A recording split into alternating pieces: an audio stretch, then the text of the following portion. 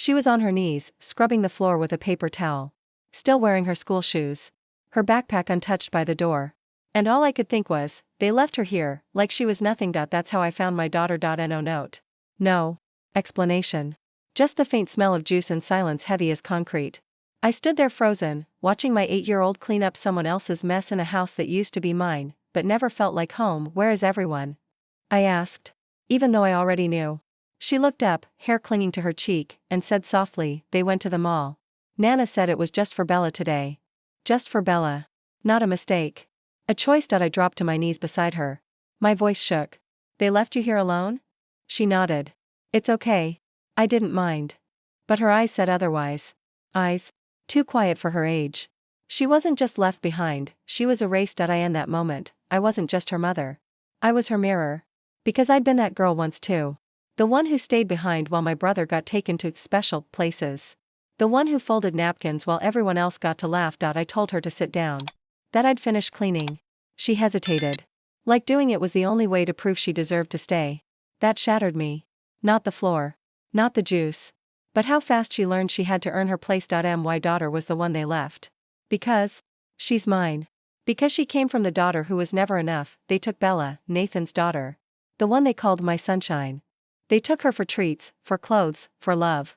And left Grace behind with paper towels and a locked door. Not forgotten. Excluded. I called my mother. Straight to voicemail. Then my father. He answered. Said, oh, I thought Olivia told you. Told me what? That my child wasn't welcome to be loved today? That cleaning their floor was all she was good for. The rage didn't come loud. It came cold. Steady.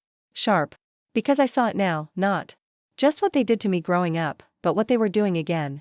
I broke the cycle, only for them to rebuild it around Grace. She finished her sandwich quietly. No complaints. No questions. Just like I used to. That silence?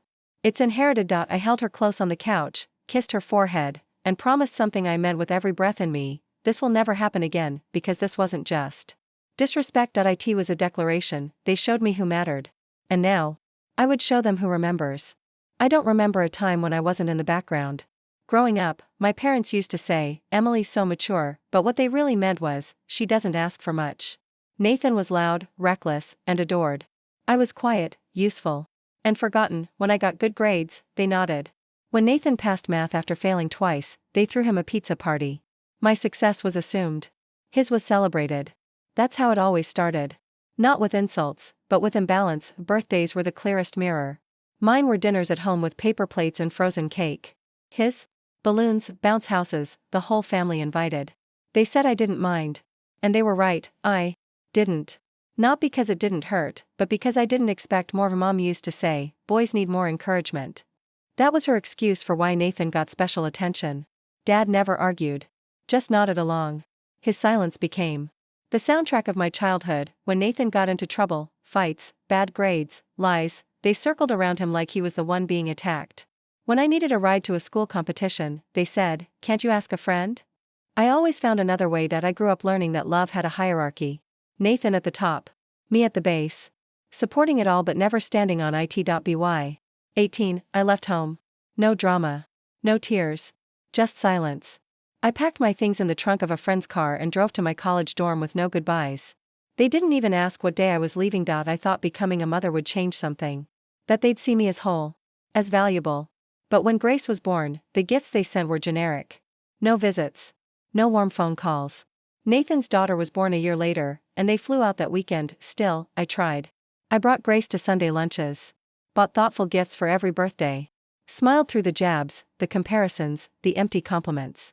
I told myself I was doing it for Grace. So she wouldn't grow up isolated. So she'd know her family. But that's the thing.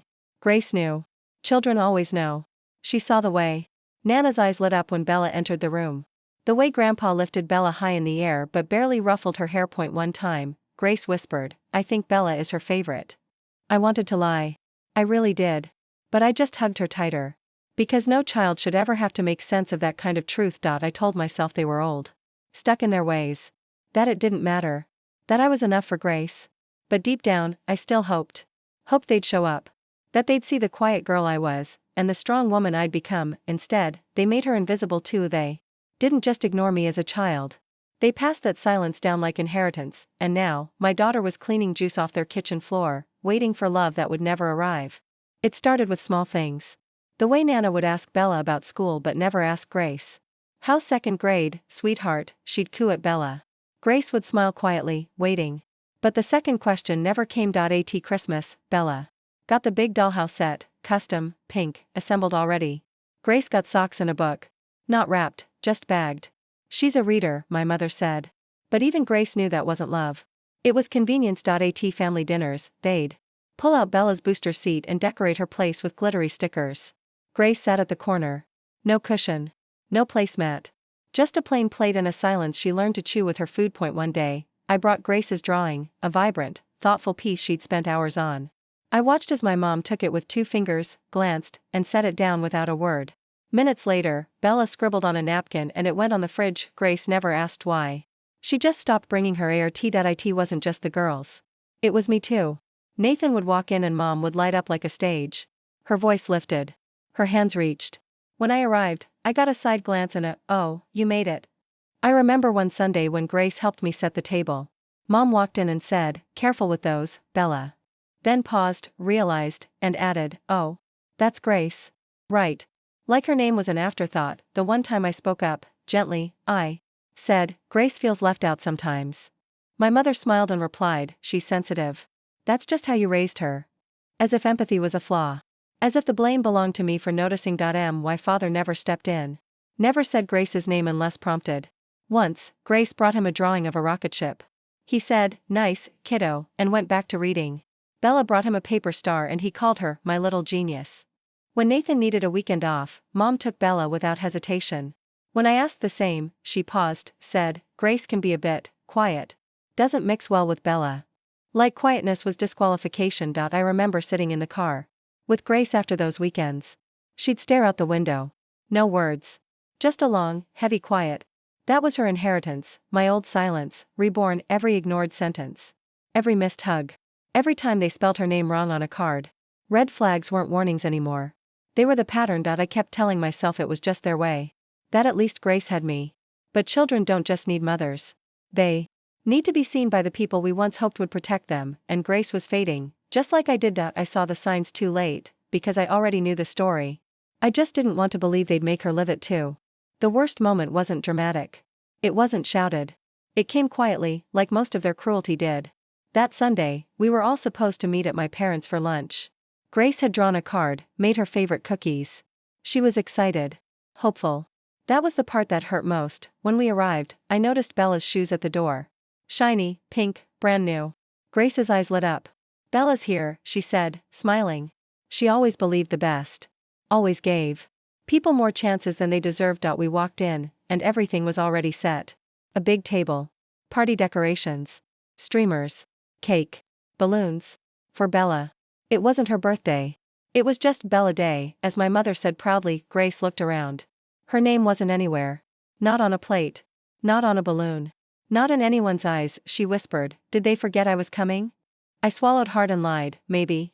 They just didn't finish setting up." But we both knew. Everything was finished. Just not for her. I stood next to my mother and said, "Grace brought cookies." She smiled tightly. "That's sweet. But Bella doesn't like chocolate." As if that erased the effort. As if Grace's offering didn't matter unless it pleased the favorite. They handed Bella a crown. Giggled as she twirled. Grace stood beside me, still holding the container of cookies. Not one person said thank you. Then it got worse. Grace tried to sit next to Bella. My mother said, "Why don't you sit here, Grace?" And pointed to the kitchen bar. Alone. Away from the table. "It'll give Bella space," she added. I looked at my father. He said nothing. Sipped his drink and turned the other way. That was it. That was the moment. The moment I knew they didn't see Grace as family. They saw her as extra. As background. As someone who could be moved around without apology. I gently took the cookies from her hand, placed them on the table, and whispered, "We're leaving." She looked at me, confused, embarrassed, but nodded. Because she knew they watched us go. No protest. No call to stay. No one even got up. They didn't forget Grace. They chose not to include her. We got in the car and Grace was completely silent. No questions. No tears. Just that small, polite quiet she always slipped into when she didn't want to make things worse. That silence broke me more than any scream would have. She looked out. the window as we drove, clutching the edge of her seatbelt like it was the only thing holding her in place. She didn't ask why we left. She already knew. I asked if she was okay. She nodded. Then whispered, maybe Nana didn't know I was coming. My throat tightened. I couldn't lie again. I said, she knew. That was all. I couldn't protect her from the truth anymore. When we got home, she put the cookies on the counter, untouched. Then went to her room, changed into her pajamas, and crawled into bed. She didn't ask for a bedtime story. She just said, "Good night, Mommy," in that same small voice. I waited until her door was closed before I sat on the kitchen floor and cried. Not loud. Not wild. Just broken. Because I saw her. I saw the version of me I tried so hard to outgrow, sitting at a table where she didn't belong. I'd told myself for years that I'd made peace with my parents' favoritism. That I was okay being the strong one, the responsible one. But seeing Grace treated like I used to be, that shattered every fake peace I'd built. I thought about all the Sundays I showed up. All the holidays we smiled through. All the times I let things slide, for the sake of family. But this wasn't just my pain anymore. They brought my daughter into it. They made her feel small, and I knew, in that moment, I was done. I didn't know what the next step was yet. But I knew what it wouldn't be. I wouldn't be the daughter who kept coming back. I wouldn't be the mother who let history repeat. The next morning, Grace didn't ask to go back. She didn't mention Bella. She just packed her school bag, hugged me tight, and said, "Can I bring cookies to school instead?" I said yes. And I meant it like a vow. I called out of work that day. Sat at the kitchen table. Thought about every year of my life spent trying to be enough for people who never made room for me. I looked at pictures, family gatherings, birthdays, and noticed what had always been missing, me, not physically. I was always there. But never centered. Never seen. I opened my laptop. Pulled up old texts, emails, photos. Evidence.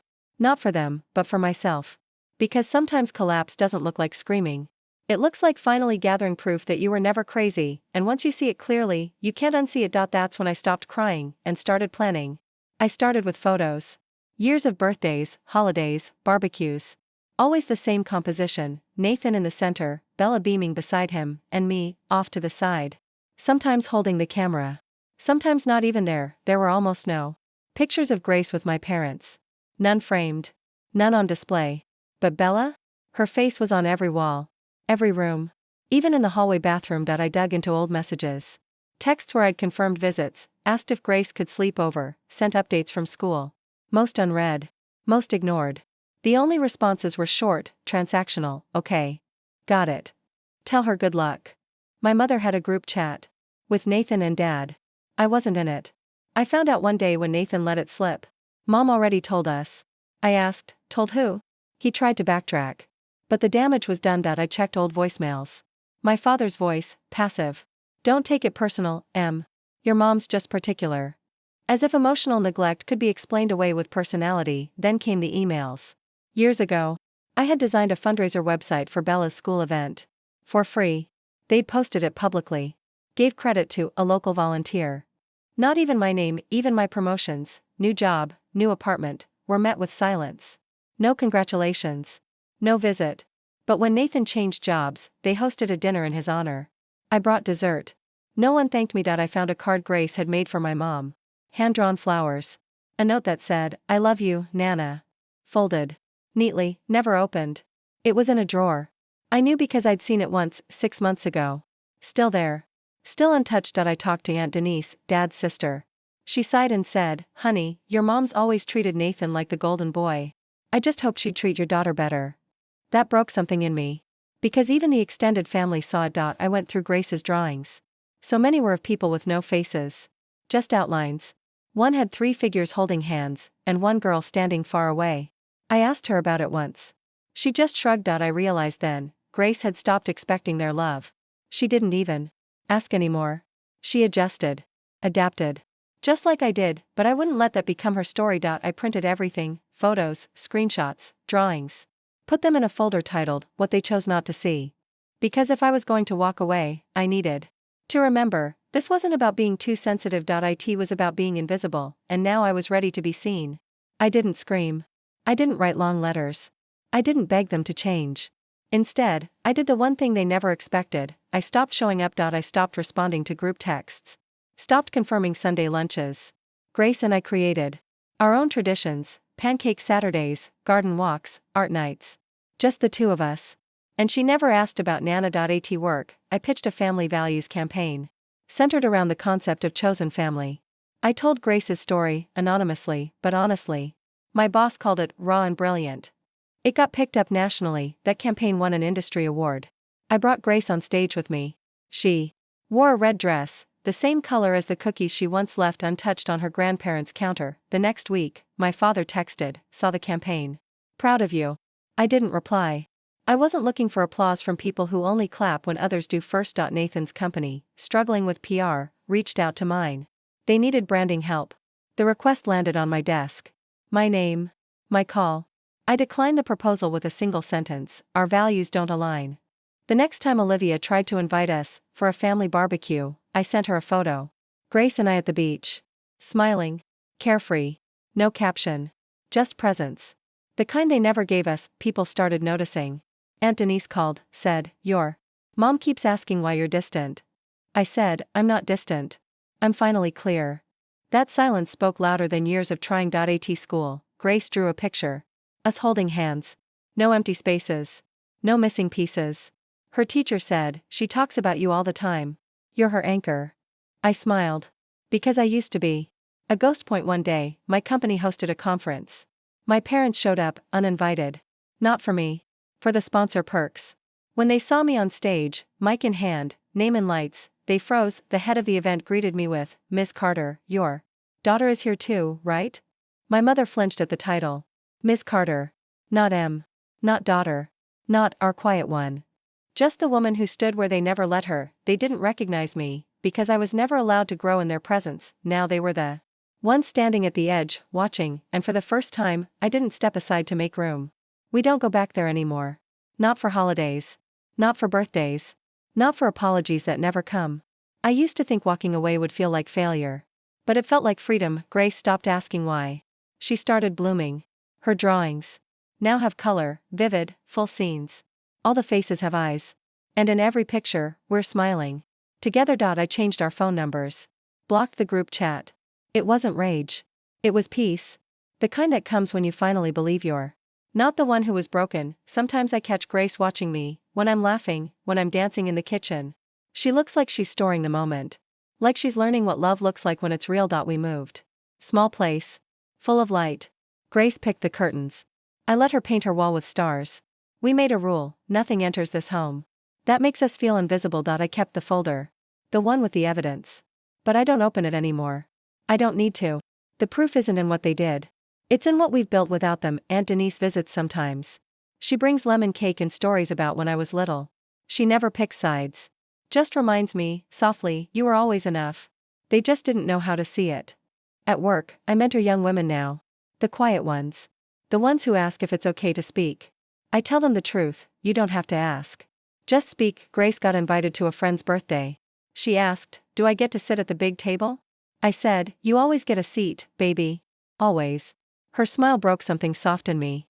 Maybe that's what healing looks like: small, quiet safety. My mother sent a letter last month. Said, "We miss you." But there was no mention of Grace. No apology. Just nostalgia. I folded it once and slid it into the drawer. Some stories don't need rereading. Dad tried calling. I didn't pick up. Some voices only echo when you're still. And I finally moved on. Grace and I went to the beach last weekend. Just us. She collected shells, made sandcastles. At one point, she turned to me and said, "I like our little family. It's not big, but it's warm." And in that moment, I knew. I didn't lose a family. I ended a legacy of silence.